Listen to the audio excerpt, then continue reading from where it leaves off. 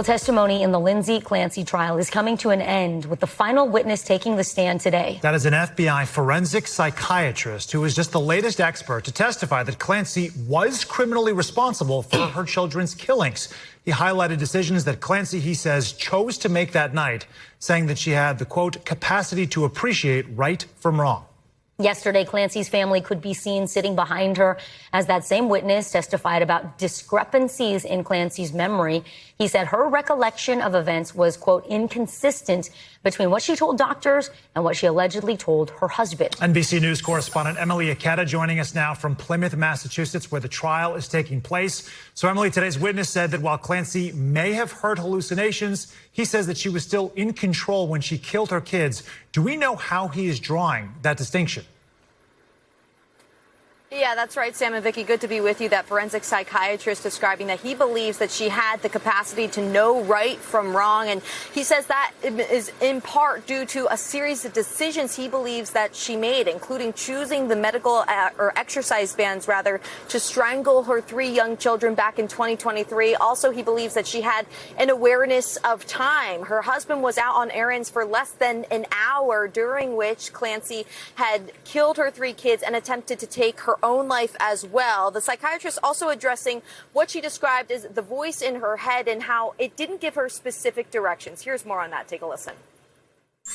Command hallucinations, when they occur, do not propel an individual to automatically obey them. So that forensic psychiatrist still on the stand, but now being questioned by the defense, who has really been zeroing in on and questioning his experience in treatment of people with postpartum psychosis, also his familiarity with the case. And the defense really noting and underscoring that he interviewed Lindsay Clancy 3 years after the incident, only on Zoom, which is in contrast to some of the experts that the defense had brought to the stand earlier in this weeks-long trial who talked to her in the immediate aftermath, guys. Yeah. And Emily, yesterday the judge says that we will likely hear the closing arguments beginning tomorrow. What are we expecting from both sides? And when could the jury get this case to begin their deliberations?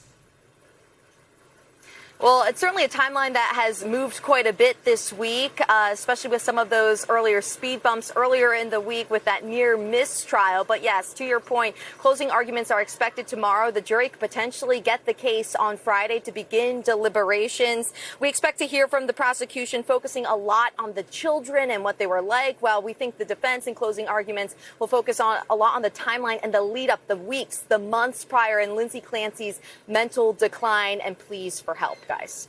Quite a bit of testimony to weigh here. Emilie Ikeda from Plymouth. Thank you so much. We thank you for watching. And remember, stay updated on breaking news and top stories on the NBC News app or watch live on our YouTube channel.